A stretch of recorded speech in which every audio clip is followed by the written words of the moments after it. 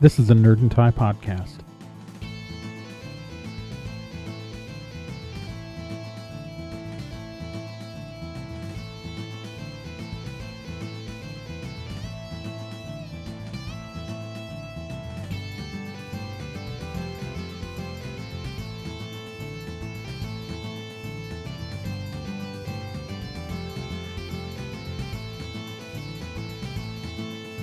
Welcome to Bullshit-Free Witchcraft. I'm your host, Trey Dorn, and this is your monthly Witchcraft podcast, minus any of the extraneous bullshit. You know, it's, we're a dozen episodes in. If you couldn't figure that out by now, I urge you to go back to the beginning. Anyways, this episode is going to be one of my more off-the-cuff ones, and means I'll probably take a whole bunch of takes, and there's going to be so much deleted audio from this thing that it could fill up a whole other show of ums and ands and likes, and we don't need to hear that.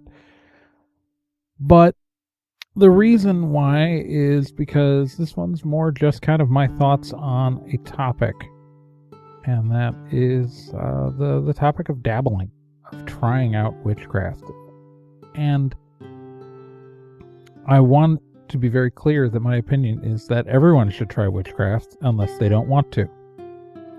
That's a pretty simple opinion, but it comes down to something that didn't necessarily occur to me when I started this show, and that was exactly how many beginners would be interested in what me rambling. I mean, I guess it should have been obvious to me, but the obvious sometimes goes right by me, and I don't always catch it. So please forgive me. But I had to think about this, is because what's occurred to me in some of the feedback I've gotten from listeners has been from people who were beginning or trying things out, and I just thought about the environment in which beginners enter witchcraft and why there's a hostility towards young people from older witches. There always has been, and it's the whole thing where a lot of experienced witches think that people coming into it's just going to be a phase, that they're playing with it, and there are a myriad of derogatory terms for like young people, like teenagers trying out witchcraft, which I myself have been guilty of using and saying in the past. I mean, I've been a witch for over 20 years. I've been in many phases of my life while I've been practicing. And sometimes it's opaque, sometimes it's hostility, and sometimes, I don't know. It's something that we should talk about, and it's something that we should ponder a bit. And that's what I thought I would take the time this month to ponder. And it's that it's okay if it turns out to just be a phase, and it's okay if you just end up dabbling and don't commit to witchcraft. I want to be very clear that it's okay if you try witchcraft and find out you don't want to keep doing witchcraft. Likewise, if you take a break from witchcraft, that doesn't make you any less legitimately a witch, or if you choose not to be a witch anymore, it doesn't delegitimize your having been one. If that makes sense? I hope it makes sense.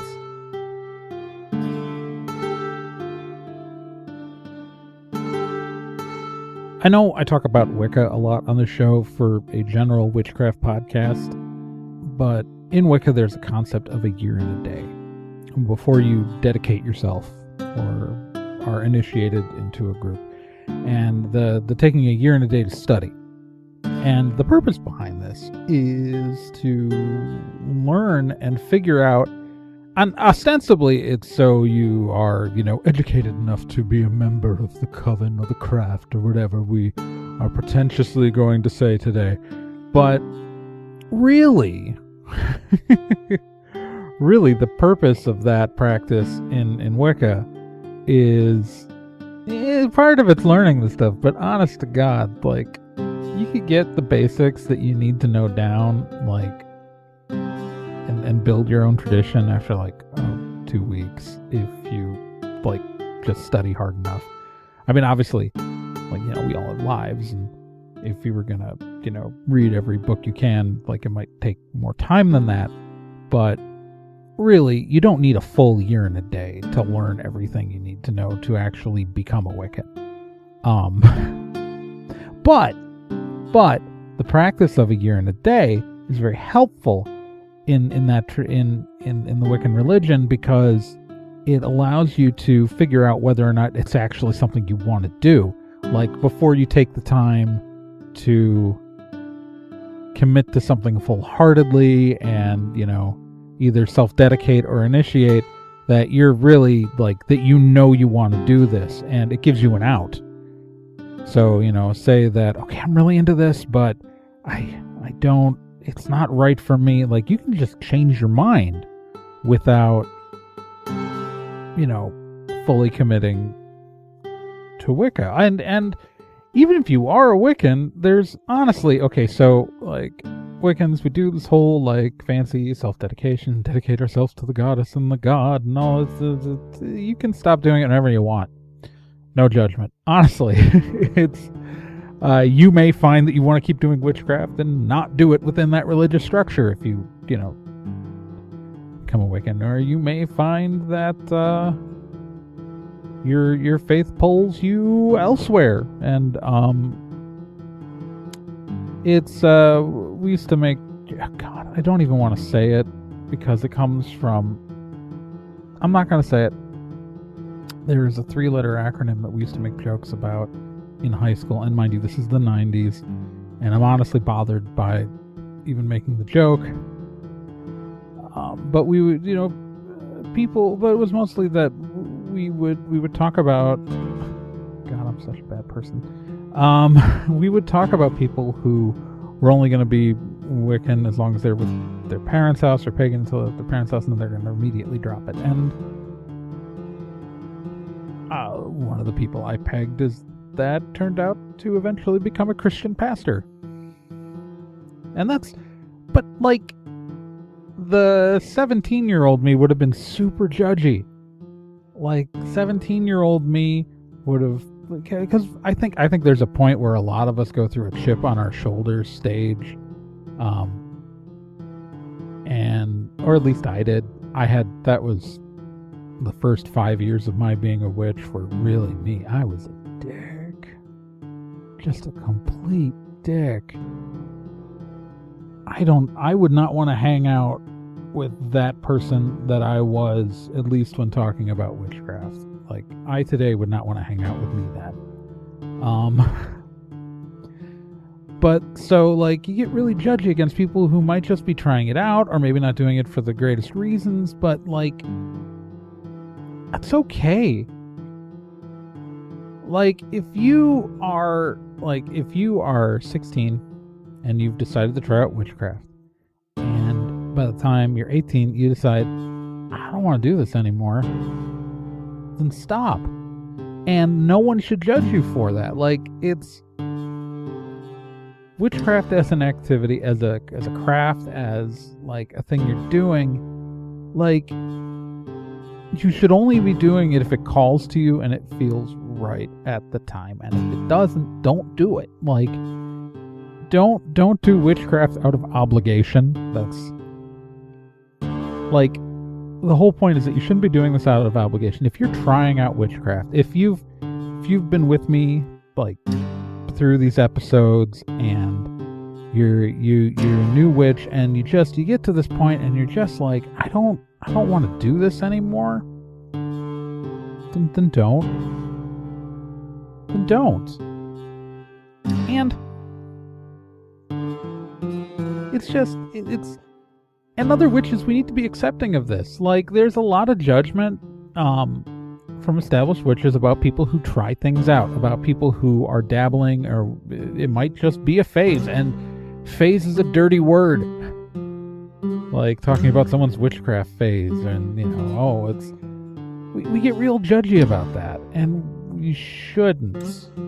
And likewise, and so what happens is that when new witches come in, and young witches who are just learning come into the craft, they get, what happens is that older witches, having seen so many people try it out and leave it behind,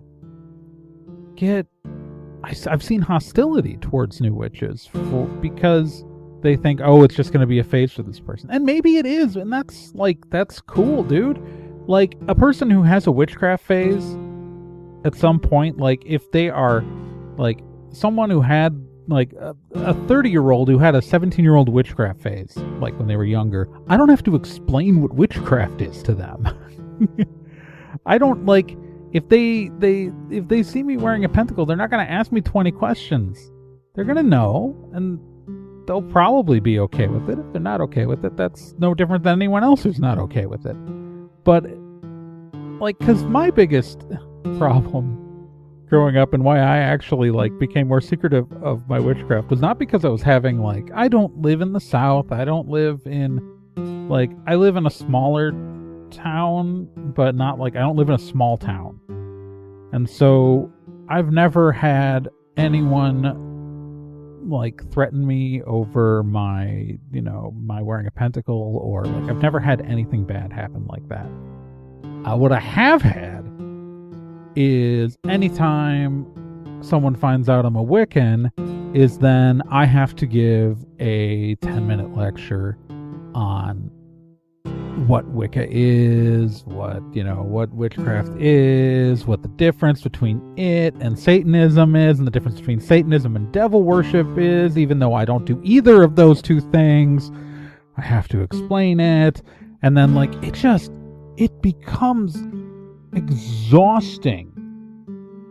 Like, it just becomes exhausting. It's also why, like, I mean, unrelated to witchcraft, it's that kind of conversation is why it took me forever to come out openly as genderqueer non-binary, like, for my gender stuff, because, like, I just didn't want to have to keep explaining concepts to people. And yeah, I mean, heck, I think I've mentioned this before in the podcast at some point, like in the last, dozen episodes, but it's just exhausting. And so, yeah, if someone had a witchcraft phase when they were 17, it means I don't have to deal with that, right?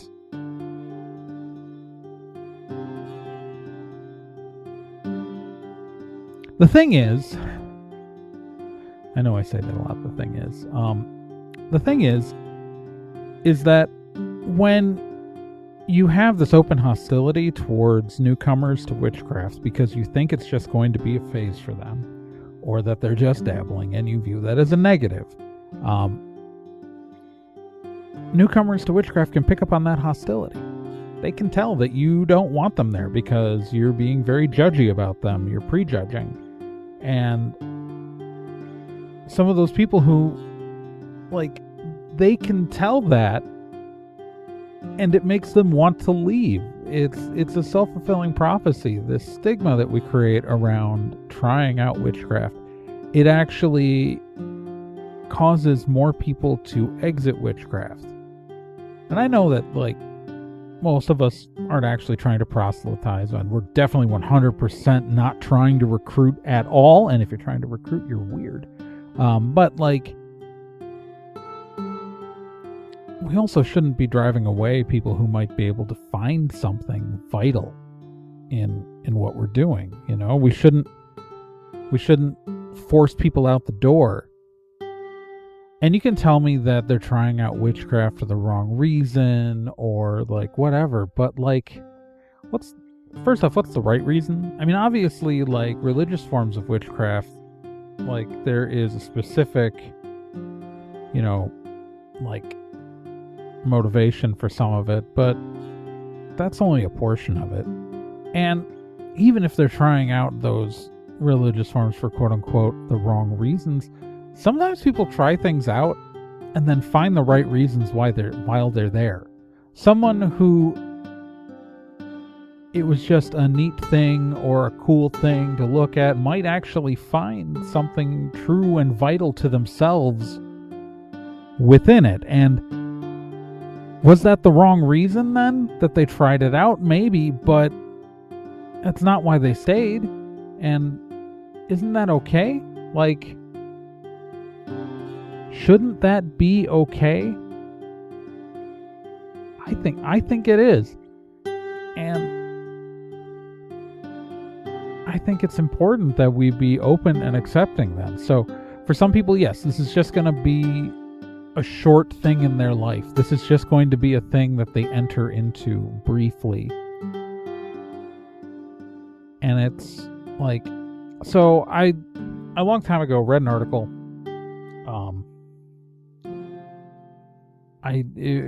It was an article about someone talking about their witchcraft phase, about how girls often go through a witchcraft phase and they have themselves, and they were so embarrassed by it, like for doing things like Ouija and for like light as a feather, stiff as a board at sleepovers and things like that, and like how like they felt embarrassed by it. And I don't know why anyone should ever be embarrassed that for a moment in their life they felt that there was magic in the air. That's not embarrassing. That's wonderful. And like, the modern witchcraft movement is about still finding that magic in your life as an adult. It's about finding that mystery, finding that essence. I don't know. I think it's important to have some sense of mystery in life. Not in a way that, like, and I find that mystery in many places. This isn't to say be ignorant of science, be ignorant of how things work. By jeez Louise, no. Like, but there's so many things that we don't understand, and just being in awe of what we do and don't, like, understand is important to me. And at least that for me fuels a lot of the reason why I do that. So the fact that, like, someone would be ashamed of living through that or find it embarrassing, don't. If you walk into witchcraft and you decide that it's not for you after spending time doing it, that's okay, and no one should judge you for that. And we as a community, as the larger modern witchcraft community, if you can even really define one, but at least we people who are public and openly about practicing witchcraft, we need to be welcome to newcomers. We need to be non-judgmental of those newcomers, and we need to be okay that someone might not continue to be interested in it. I don't know. This whole community is often very opaque to new people. Like, you'll find Tumblr blogs and websites catering towards new people and some books, but if you actually go into physical witchcraft spaces, like, it's like a wall. Like, I've been in stores that, like, I'm not gonna mention, that, like, it was just like, if I was a new witch and I walked into this place, I would have no idea where to start, and I definitely wouldn't feel like I wanted to stay. And that's just the truth. So I think, as I think we need to be always welcome to newcomers,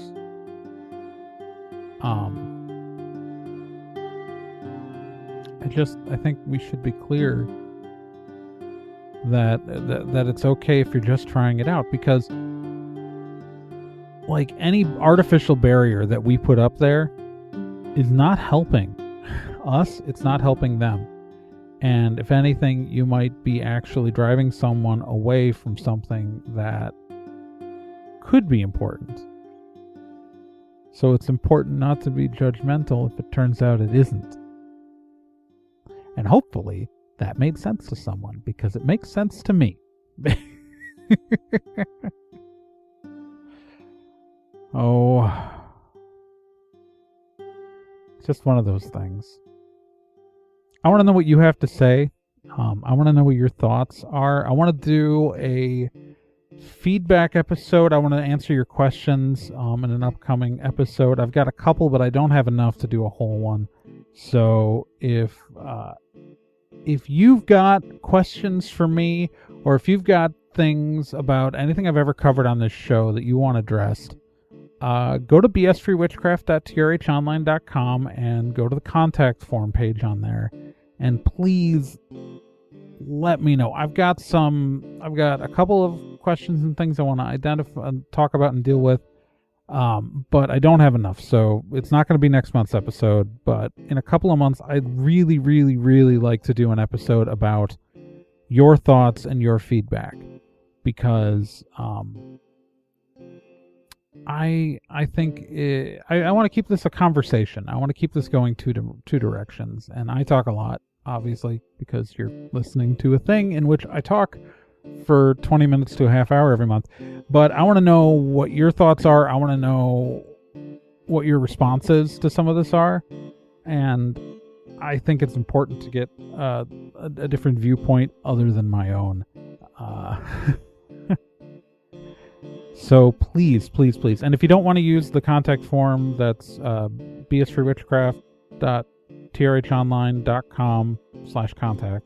I think that's the contact form. If you don't want to reach out to me there, you can do it by sending me a message on the Facebook page at facebook.com/bsfreewitchcraft, or you can email me, sure, trh@trhonline.com. That's my personal email address. Just put bsfreewitchcraft in the subject, so I know that it's for this.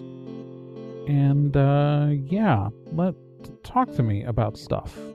Tell me what you want to what I should address, and if you have questions, do that. I want to know. I think it's going to be cool. And that about wraps up this episode of BS Free Witchcraft. I know that this was maybe a little boring for some of you, but I think it's a message that I really think we need to address. I think that the importance of being able to dabble and try things out is, that is core to witchcraft, in my opinion. Fight me. Remember, we'll be back next month with something probably a little more informative. I've got a couple of different topics I want to cover, so I haven't decided which one yet, but it'll be like a much more researched piece, probably, instead of me just talking at you. It'll still be me talking at you. It'll be me talking at you with, information, not just my strong opinions on a subject. And if you want to support this show, I have a Patreon at patreon.com/TRAEGORN. Remember, you can also follow me on social media. At TRAEGORN is my Twitter. TRAEGORN is my .tumblr.com is my Tumblr. And you can support this show on Facebook. Follow the show on Facebook at facebook.com/bsfreewitchcraft. Although I just told you that a couple of minutes ago in my spiel about doing a feedback episode, so I don't know why I need to repeat it, but I'm doing it anyways. Because, yeah. And I will talk to you bullshitters all later. Oh god, I'm not gonna... Oh, maybe I shouldn't call this. Write in something to call the listeners of this show, because there are a bunch of you, and I feel like I should be addressing you in some way, and I still haven't figured out what to say. I've at least figured out how to end the show, which is just to stop talking, which I'm gonna do that now.